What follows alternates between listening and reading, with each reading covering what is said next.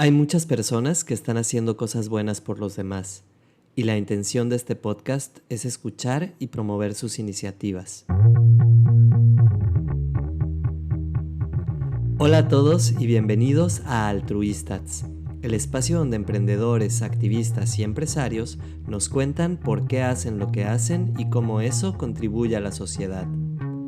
Hoy me acompaña Ixchel Monteagudo, psicóloga, criminóloga y tanatóloga. En esta charla, Ixchel nos comparte su experiencia en tanatología, activismo social, los procesos de duelo y la importancia de experimentar todas las emociones. Los momentos de duelo se viven no solamente después de una muerte, sino después de una pérdida. O sea, nosotros estamos compuestos de diferentes emociones y es completamente válido y saludable experimentar todas esas emociones. Todas las emociones tienen una función y todas las emociones son válidas. Si necesitas gritar, si necesitas llorar, si necesitas reírte, lo que necesites hacer, hazlo.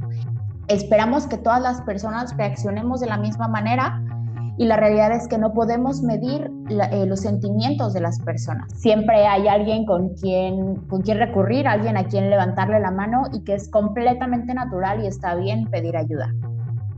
Quédate a escuchar este episodio y compártelo. Hola Ixchel, muchas gracias por estar aquí. Me da mucho gusto conocerte, platicar contigo y que nos cuentes sobre tu experiencia en tanatología, psicología, derechos humanos, atención a personas con discapacidad y activismo social. Y para entrar en todo esto, quiero empezar preguntándote, ¿cuáles serían 3 palabras con las que definirías tu experiencia trabajando en tanatología y por qué?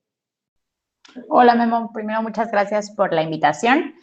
Eh, 3 palabras con las que la definiría, creo que sería empatía, entendimiento y acompañamiento.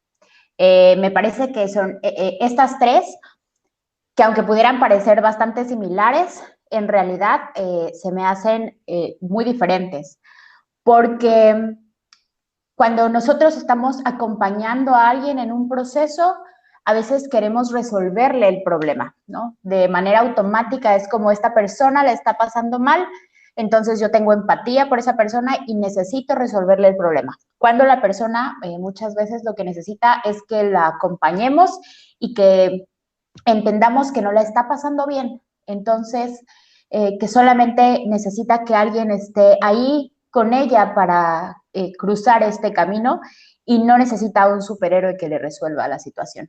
Ok. ¿Y las demás?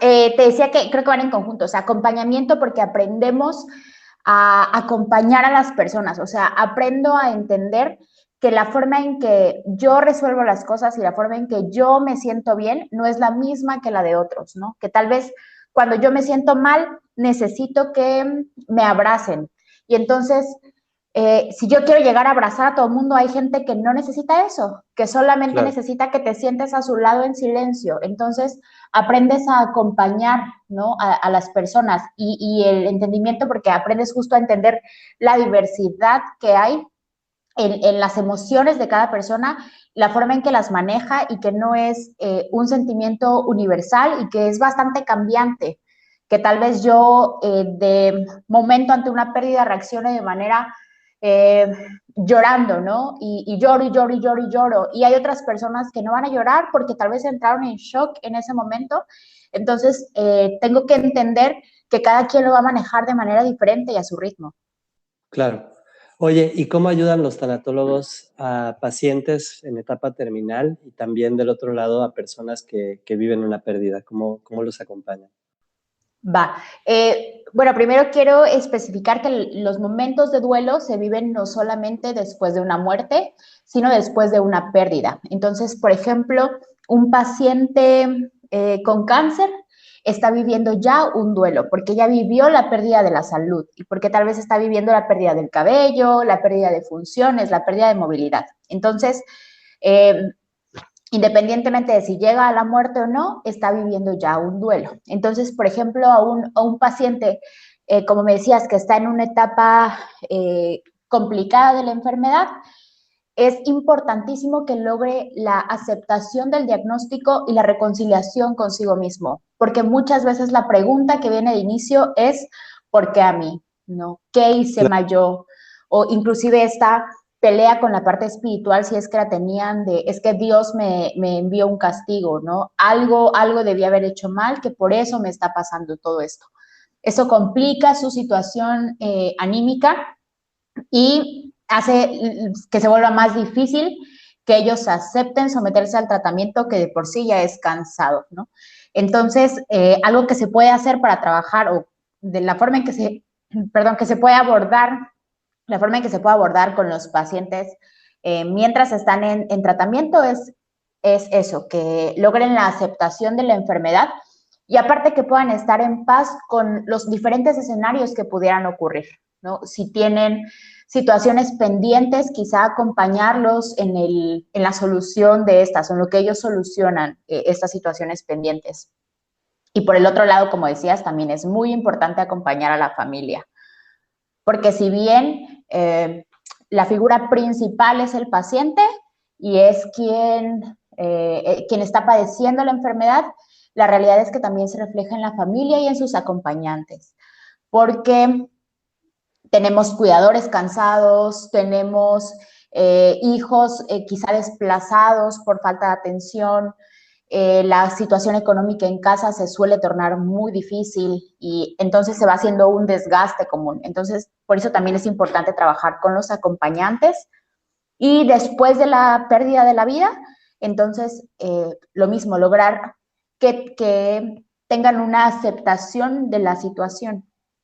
Ok, pero ¿a través de qué técnicas o qué prácticas se va dando esto? Porque pues no es fácil en ninguno de los dos escenarios. ¿Y qué es lo que hace un tanatólogo? O sea, cómo sí te acompaña, pero de qué forma se involucra y qué te dicen, porque es complicadísimo el pensar, oye, pues voy a morir o estoy cerca de esto, o mi familiar muere, se va. ¿Cómo o qué proceso llevan ustedes a cabo para que la pérdida sea pues más ligera o llevadera? No sé cómo llamarlo. Ok, ahí lo principal que se hace, eso se adapta a los pacientes, obviamente, pero lo principal que se hace es algo similar a la terapia psicológica, es por medio del diálogo. Habrá personas a las que el diálogo no se les facilita y entonces se ocupan otras técnicas como escritura, dibujos, por medio de la expresión artística. O sea, se busca lo que nosotros hacemos, nosotros seres humanos, generalmente es reprimir, porque tenemos casi el instinto de decir, estoy bien, ¿no? Y siempre necesito estar bien, y siempre tengo que estar feliz, cuando la realidad no es esa. O sea, nosotros estamos compuestos de diferentes emociones y es completamente válido y saludable experimentar todas esas emociones. Entonces, digo, por medio o hablando, escribiendo, dibujando, les vamos ayudando a que puedan expresar la emoción que estén sintiendo y a hacerles saber que están acompañados y que eso que están sintiendo es normal y está bien estar triste y está bien estar enojado y está bien que tengas un montón de preguntas de lo que esté ocurriendo. Ok, Por ejemplo, después de la pérdida de la vida, se pueden hacer actividades funciona mucho con niños, por ejemplo, con una caja como un cofre en donde puedan ellos comenzar a guardar objetos, fotos que le recuerden a la persona que falleció, para que de esta forma él sepa que la persona, si bien ya no está de forma física, no desaparece por completo de su vida, que los recuerdos y las cosas que pasó siguen estando y esas no se van a ir, y pueda ir de manera como paulatina, aceptando la situación que esté ocurriendo. ok. Ahorita decías también de experimentar la sensación o el sentimiento que llega a ti, pero me gustaría que me contaras cómo es estas etapas del duelo, cómo son y si existe un tiempo específico como para vivir cada una y cuándo es necesario buscar ayuda, ¿no? Porque igual y puedo decir, ah, pues yo así me la llevo, no necesito ayuda, estoy bien, pero ¿cómo saber que sí estoy viviendo el duelo de manera correcta? O más que correcta, que puedo estar llevando un proceso sano y cuándo este proceso pasa el límite entre el duelo y ya una depresión, por ejemplo. Ok. Bueno, primero, existen diferentes autores que explican el duelo de diferentes etapas. La más aceptada, la más usada, es un momento de crisis que después se vuelve negación, después enojo, después depresión, hasta que llegamos a la aceptación y el como cúmulo, que es el aprendizaje, como el punto ideal, ¿no? Que es el aprendizaje. Sin embargo, es importante saber que estas etapas no son obligatorias. El duelo no es un proceso universal, o sea, quiere decir que cada persona lo va a vivir de manera diferente. Entonces, probablemente tú, cuando alguien se muere, inmediatamente pasas al enojo, ¿no? Y como que no pasaste por la etapa de negación, o sea, de inmediato te enojaste y pasas mucho tiempo enojado y del enojo un día lo sanas y pasas a la aceptación. Probablemente habrá alguien más que después de la muerte empiece en la negación y se sigue en negación, en negación, en negación, después depresión, por ejemplo, que nunca se enoje y después llega a la aceptación. O sea, cada persona lo vive de manera distinta. Nosotros no podemos esperar que todos reaccionen a la muerte de la misma manera. Y es común que socialmente lo hagamos. Por ejemplo, vamos a un velorio y si alguien llora mucho, es como, es que se siente súper culpable porque, pues sí, nunca lo apoyó. ¿Para qué le está llorando ahorita? Mejor lo hubiera atendido cuando estaba en vida. Y si alguien no llora, es como, no sintió nada. Si a mí me hubiera pasado, yo hubiera llorado. ¿Cómo es que él no sintió nada? Y entonces esperamos que todas las personas reaccionemos de la misma manera y la realidad es que no podemos medir los sentimientos de las personas. Digo, las etapas del duelo como normalmente manejadas y aceptadas son como en ese orden. Sin embargo, repito mucho, no es obligatorio que todas las personas las pasen y no todos lo tienen que pasar en el mismo orden. En cuanto a un duelo sano, el primer año del duelo suele ser el más complicado porque pasan las primeras veces. O sea, falleció mi mamá y viene la primer Navidad en donde mi mamá no va a estar. Y todas las Navidades mi mamá cocinaba. ¿Qué va a pasar ahora que esta Navidad mi mamá no está? Va a ser diferente. Entonces, pues va a llegar la Navidad y yo no la voy a disfrutar tanto, o va a ser el primer cumpleaños de la persona, o mi primer cumpleaños sin que la persona esté. O sea, este primer año es difícil que son las primeras ocasiones de todo. Y es normal que experimentemos diferentes emociones. Si ya pasaron meses y yo de pronto me acuerdo de la persona y lloro, está bien.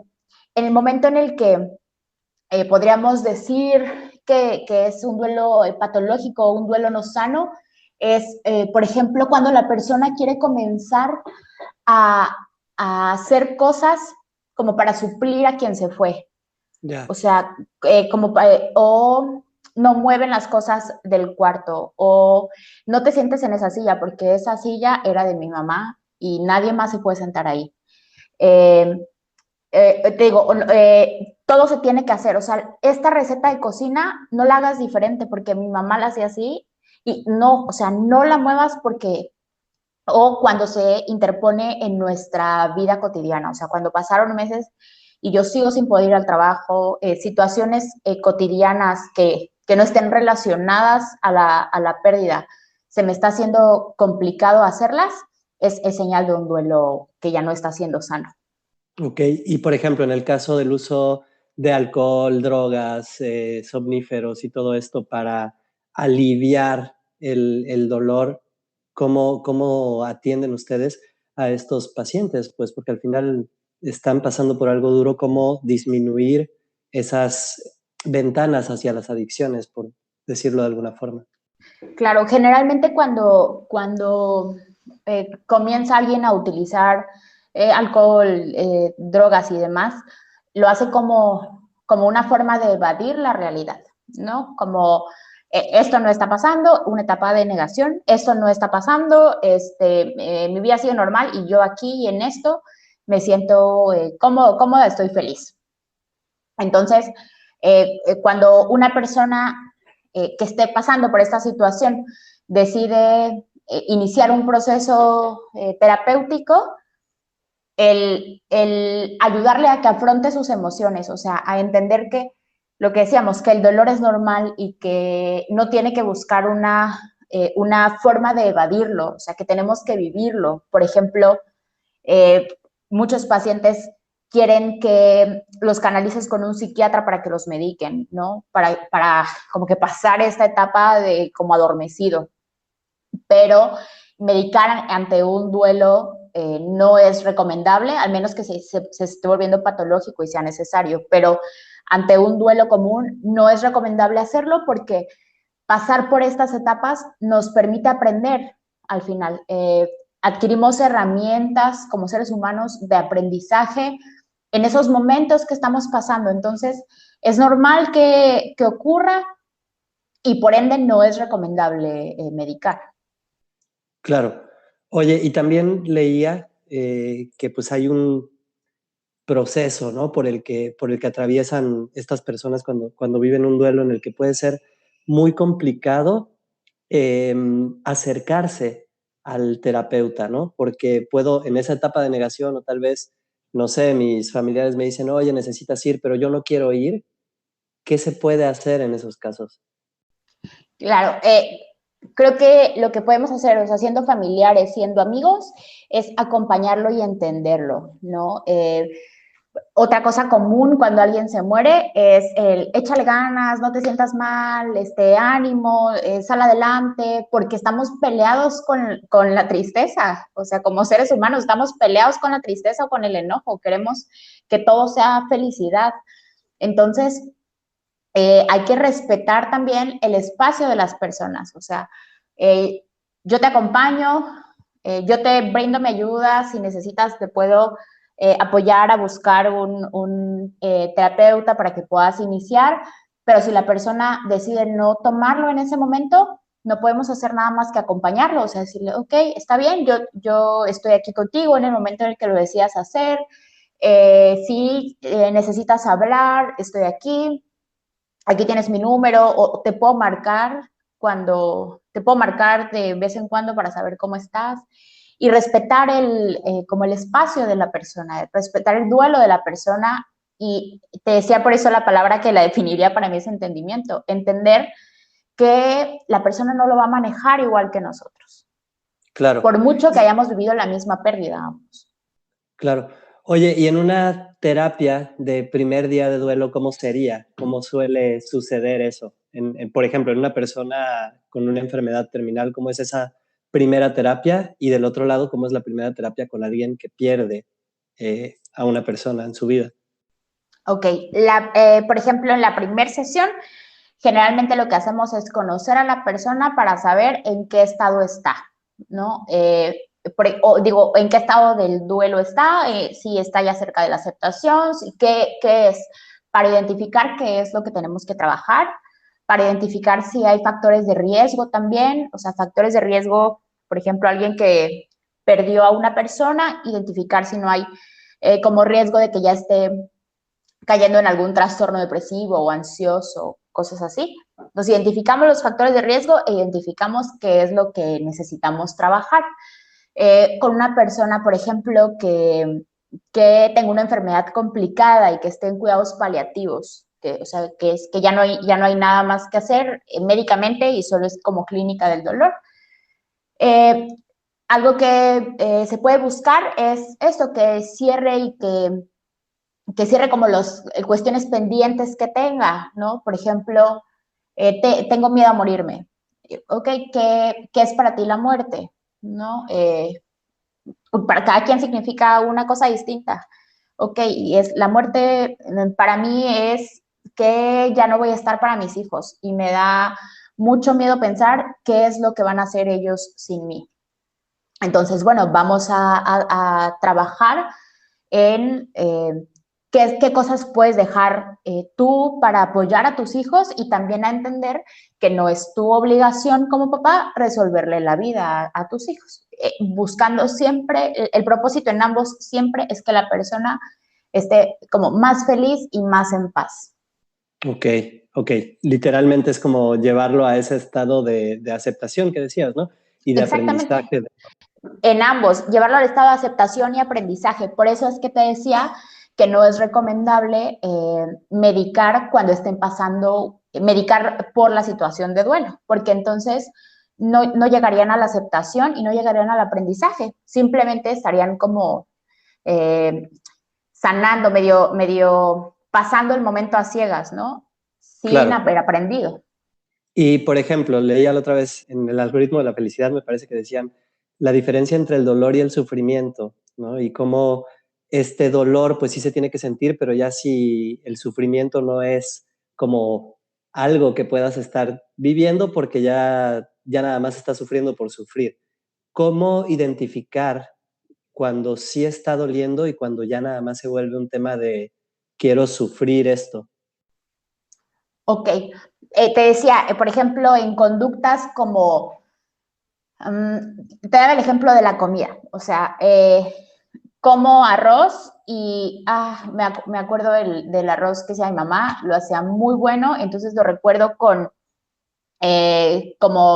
con nostalgia, pero no importa, yo puedo comer el arroz de otra persona porque entiendo que mi mamá ya no está y a mí me gusta el arroz, lo voy a seguir comiendo.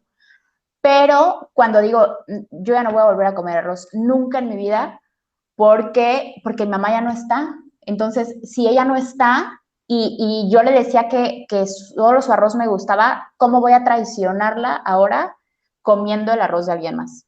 O sea, como Ya. haciendo, cuando nosotros queremos cambiar nuestra conducta y nuestra forma de llevar la vida, pensando en, por ejemplo, no traicionar la memoria de la persona.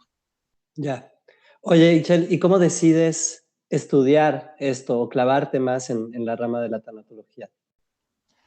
Me había llamado la atención desde que estaba en la universidad, porque yo estudié, además de psicología, estudié criminología criminalística. Entonces hacía mis prácticas, iba al medicina forense cuando hacían las necrocirugías y entonces veía como el dolor tan grande de las personas que estaban pasando, o sea, que además de haber sufrido la pérdida de una persona cercana, tenían que pasar por todo este trámite burocrático y administrativo de que les entregaran el cuerpo y entonces como el shock emocional y todo esto que se conjugaba, ahí me llamó la atención. Ya después leyendo al respecto, me pareció que es una forma en que puedes ayudar a las personas. Te decía, no solamente los duelos vienen después de la muerte, sino vienen después de una pérdida y todo el tiempo experimentamos pérdidas, ¿no? O digo, la pérdida del trabajo, la pérdida de una relación, la pérdida de la salud, o sea, la pérdida de muchas cosas importantes y cómo estas pérdidas pueden llevar a una persona a cambiar por completo y a perderse ella misma. Claro. Oye, y por ejemplo, ¿la tanatología te acercó al activismo o el activismo a la tanatología o cómo fue que combinas estas dos partes? El activismo, la tanatología. Ya, comencé haciendo actividades de altruismo y específicamente trabajando de cerca con personas con discapacidad, niñas, niños y adolescentes con enfermedades complicadas, y entonces te das cuenta de cómo están rodeados de pérdidas. No solamente te decía la pérdida de la vida, sino una persona con discapacidad adquirida, por ejemplo, de pronto era un atleta súper activo, súper independiente, de pronto tiene un accidente y entonces pierde la movilidad. Entonces, de un día para otro, pierde por completo la vida como la conocía, ¿no? Un niño con cáncer, por ejemplo, un día estaba en el parque jugando, saltando, brincando, comiendo de todo, y al otro día está en el hospital y no puede salir y tiene una dieta restringida, y entonces de pronto le empiezan a decir, esto ya no puedes hacer esto, y entonces es obviamente un cambio radical en la vida, que los hace muchas veces sentirse frustrados. Entonces, justo tenía esas preguntas, o sea, ¿cómo puedo ayudarles? ¿Cómo puedo acercarme? Porque para mí la empatía es súper importante, o sea, pero no sé cómo puedo yo apoyar, y es por eso que el altruismo me acerca a la tanatología. Órale, ahorita decías, ¿no? Que pasó a través de estos niños con discapacidades diferentes y quería yo preguntarte, como subdirector en este Centro de Rehabilitación e Inclusión Social en Veracruz, ¿qué actividades crees que son necesarias para que estos organismos funcionen y para que justo hagan como un círculo virtuoso entre el que ayudo a las personas, no solamente en su problema principal, sino en todas estas pérdidas que lo rodean? ¿Qué actividades crees que son necesarias para que se cumplan estos objetivos? Claro, para mí involucrarnos en las actividades como sociales de las personas es muy importante, porque tienen ya muchos médicos que los están tratando, tienen ya como muchos especialistas, tienen ya bastante de temas médicos y de salud y medicinas que están recibiendo, pero dejamos de lado la calidad de vida, ¿no? Queremos alargar la vida y alargar la vida y alargar la vida, pero sin calidad.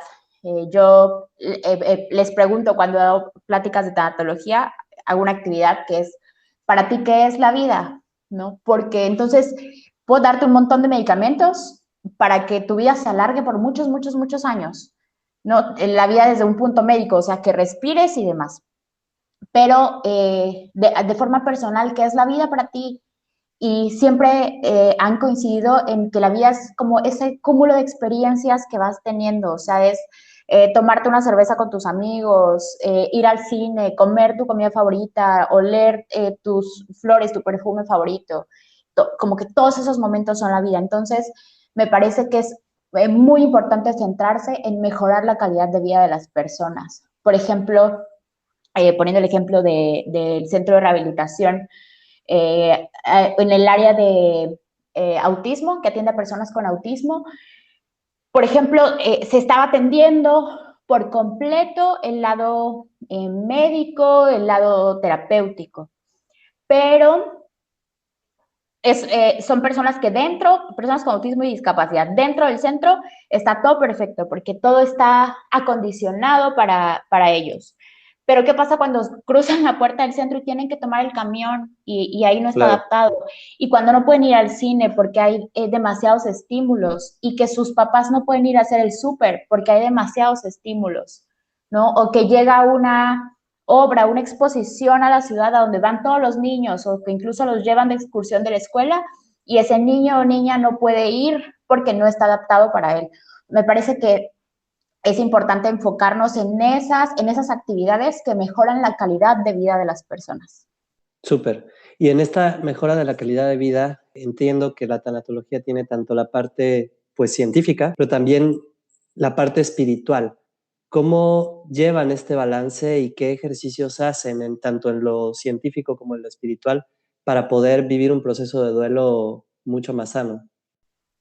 Claro, sí, las personas estamos como compuestas por diferentes factores, y la parte espiritual es bien importante. Ahorita que mencionas los ejercicios, como tanatólogos hay que tener mucho tacto en ese aspecto, porque generalmente, sobre todo la muerte, va muy relacionada a la parte religiosa, a la parte espiritual, a la parte de creencias de las personas. Entonces, eh, muchas veces por sobre encima de tu creencia del lado científico, hay que poner a la persona, ¿no? Y muchas veces como investigar, por ejemplo, un poco si es de una religión distinta a la que tú practicas, pues investigar un poco para saber qué es para esa persona o qué compone la espiritualidad de esa persona, y no estás tú para modificársela, ni juzgársela, ni mucho menos, ¿no? sino entender que cada persona lo maneja de manera distinta y tú adaptarte a la persona para poder apoyarla o acompañarla. Porque sí es una parte bastante importante. Te decía hace un momento, mucha gente lo que hace es como culpar a Dios. Es que, Sí. ¿por qué Dios me hizo esto? ¿Por qué me pasó esto? ¿Por qué si yo voy religiosamente a la iglesia, al templo, hago oración, ¿por qué me está ocurriendo esto? Entonces, sí es bien importante, así como les apoyas a reconciliarse con la parte terrenal, o sea, con los hermanos, con la familia, con todo, reconciliarse con la parte espiritual también, ¿no? Y desde su creencia, o sea, respetando por completo lo que necesiten para estar bien. Órale. Oye, Ishel, y en la parte de cómo combinas, ¿no? Estas técnicas de tanatología con activismo, ¿cuál fue ese empujoncito? Porque decías, bueno, el activismo me llevó, pero ¿qué pasó para dar el brinco hacia la tanatología o para combinarlo? ¿Cuál fue la experiencia que te hizo pensar, órale, ahí voy sobre eso?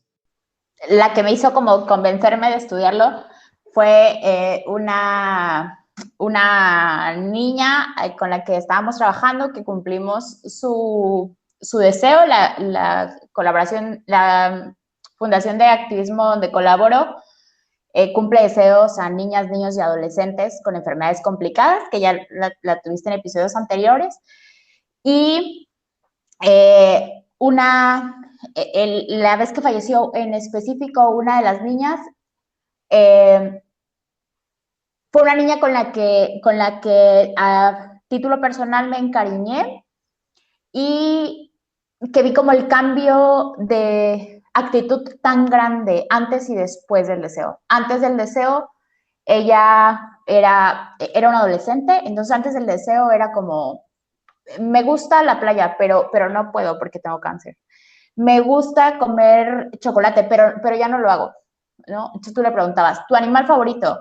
Los conejos, pero no puedo tener conejos porque estoy enferma. Oye, ¿tu favorito? Tal, pero no puedo porque estoy enferma. O sea, como que anteponía todo la enfermedad y entonces todo era él.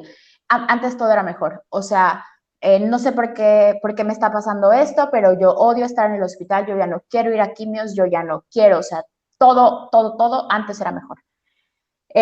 Será la ocasión del deseo, eh, la pasó súper bien y después del deseo era otra niña, completamente distinta. Ella quería ser cantante. Después del deseo, ella era otra niña, o sea, ella en el hospital ya se presentaba con su nombre artístico, grababa estados de WhatsApp como influencer, ya estaba en planes de grabar su siguiente canción.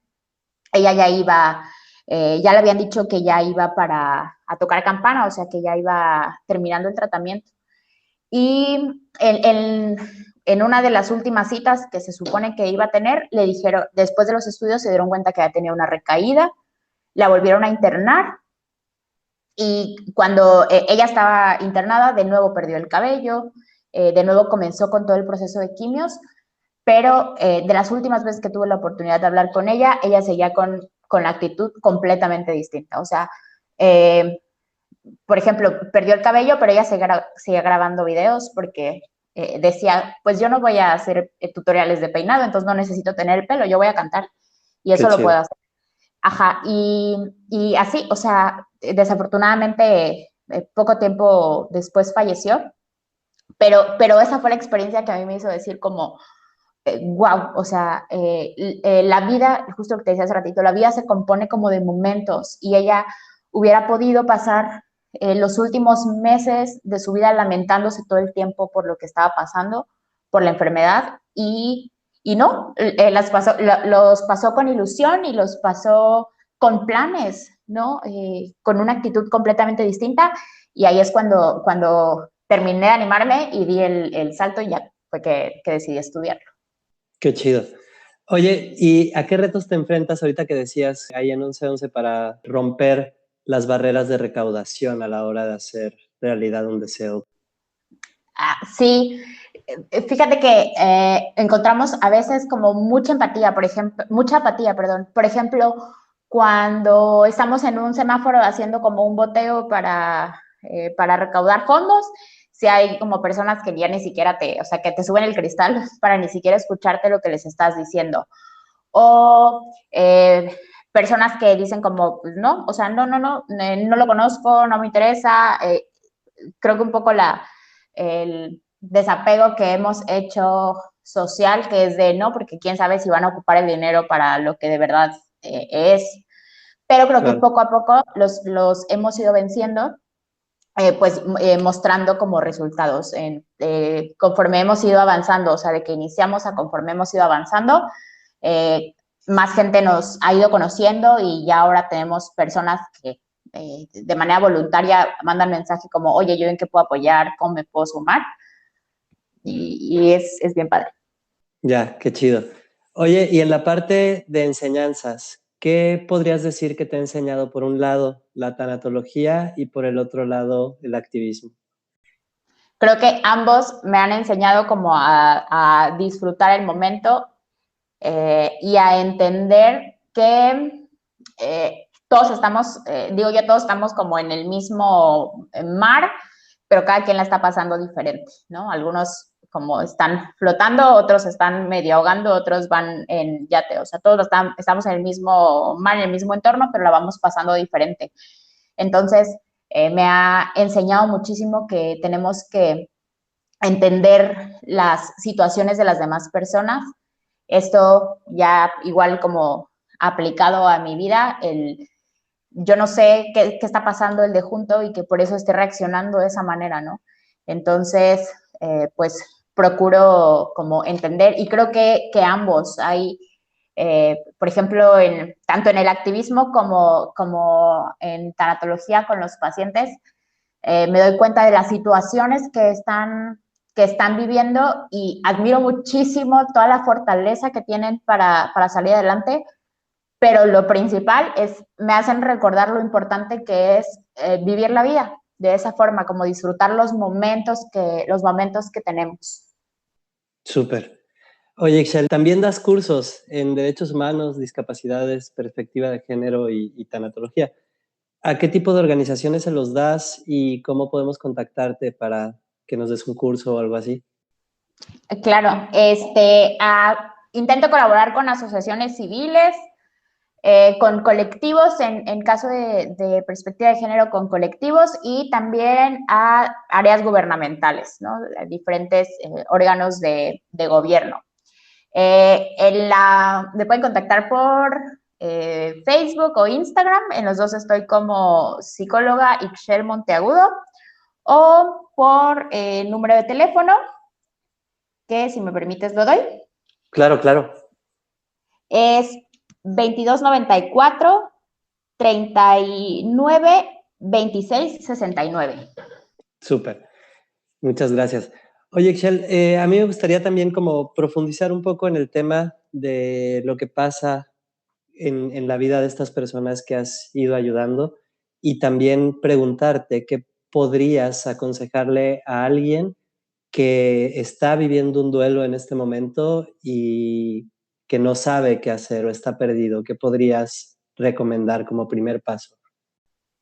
Ok, como primer paso, que se permitan sentir lo que su cuerpo necesite. Todas las emociones tienen una función y todas las emociones son válidas. Si necesitas gritar, si necesitas llorar, si necesitas reírte, lo que necesites hacer, hazlo.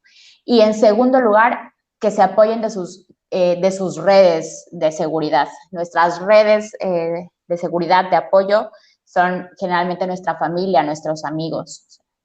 Saber que siempre hay alguien con quien recurrir, alguien a quien levantarle la mano y que es completamente natural y está bien pedir ayuda. Súper.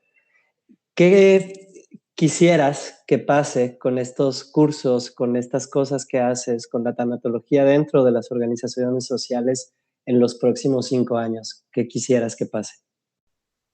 Me gustaría, tengo como la creencia de que cuando das información a las personas, les ayudas a comprometerse con la causa, ¿no? A que, por ejemplo, en tema de discapacidad, en tema de derechos humanos, no sé, para variarle un poquito, con esto del lenguaje incluyente, ¿no? Que muchas personas dicen como, pero es que, ¿por qué? O sea, ¿en qué le beneficia que yo le diga ella, por ejemplo, ¿no? Lo que me gustaría es como que cuando tenemos información entendemos que, que esa persona lo necesita y que a ti no te quita nada hacerlo, ¿no? Que si al menos no vas a poder comprender por qué, pues que a ti no te quita nada hacerlo, o sea, sé empático y si en tus manos está que la otra persona esté pasando mejor el momento, pues hazlo y que si todos lo hacemos en cadena de esta forma, como que la vida va a ir siendo más fácil. A mí me parece que la empatía es la clave. Entonces, cuando yo doy cursos o talleres de capacitación, lo que busco es eso, mi finalidad es esa, como dejar sembrada una semillita para que la persona se interese en apoyar a los demás, en ayudar a los demás, en entender el entorno en el que está. Entonces, a largo plazo a mí me encantaría que eso ocurriera y que de pronto me encuentre alguien y me diga como, después de eso, o sea, después de eso que pasó, pude reflexionar y pude entender que pues sí es cierto, ¿no? Que entre todos podemos ayudarnos y que pues, pues no está chido complicarnos la vida a nosotros mismos. Claro, y decías también eso, ¿no? Aprender a sentir y a disfrutar de alguna u otra manera la emoción que estás viviendo en ese momento, ¿no? Ixchel, a mí me gustaría, antes de pasar como a la sección de preguntas rápidas, preguntarte qué consejo le darías a la Ixchel del pasado y cuál a la Ixchel del futuro. Creo que a la del pasado le diría que lo estamos haciendo bien y que se hubiera animado desde antes a estudiar tanatología. Te digo que yo cuando iba en la universidad, yo creo que hace como unos 10 años, me llamaba la atención, pero decía como, pues no, o sea, no, porque quizá no le veo como mucha función, mucha utilidad. Entonces creo que el consejo a la del pasado sería que se animara y que experimentara como mucho todo lo que está pasando, o sea, que disfrute mucho todo, cada etapa que está viviendo porque no se va a repetir, que disfrute a sus amigos porque después se van a ir a diferentes partes por trabajo y ya no, las cosas ya no van a ser igual. Y a la del futuro, eso no me lo había preguntado nunca, pero creo que a la del futuro sería que ya no sea tan autoexigente, Ok, que se pueda como relajar un poquito más para seguir como aprendiendo de este disfrutar la vida y que las cosas pasan y dejan aprendizajes. súper. Ahora sí, como para pasar a esa parte de preguntas más rápidas, ¿qué le recomendarías a alguien que quiere involucrarse en lo social y todavía no lo ha hecho? Que lo haga, que al final va a terminar aprendiendo muchísimo, que se aviente, igual si lo que le da miedo es como adquirir un compromiso largo, hay un montón de fundaciones, asociaciones y agrupaciones que buscan voluntariados de un día, de 2 días, ¿no? Para cosas como ir a acomodar cosas en albergues, distribuir despensas. Entonces, si lo que les da miedo es el compromiso largo, que busquen uno corto y sobre todo que busquen algo que les apasione, porque cuando estás apasionado y casado con la causa, lo haces de todo corazón y aprendes un montón. Ok. Y si pudieras crear algo que ayude al mundo, ¿qué sería y por qué? Crear algo que ayude al mundo, creo que sería algo en donde se le pueda dar como experiencias de vida a las personas en situación de vulnerabilidad. Cuando estás en una situación de vulnerabilidad, a veces sientes que no puedes salir de ahí y cuando tienes como una experiencia de vida que te empodera y te das cuenta y conoces como otra forma de vivir, cambia tu realidad. Creo cambiar el mundo por completo es como difícil y me parece que la respuesta está en ir cambiando de poquito a las personas. O sea, cuando cambias la vida de una persona, ya cambiaste su mundo. Súper. ¿Libro, película o documental que nos recomendarías y por qué?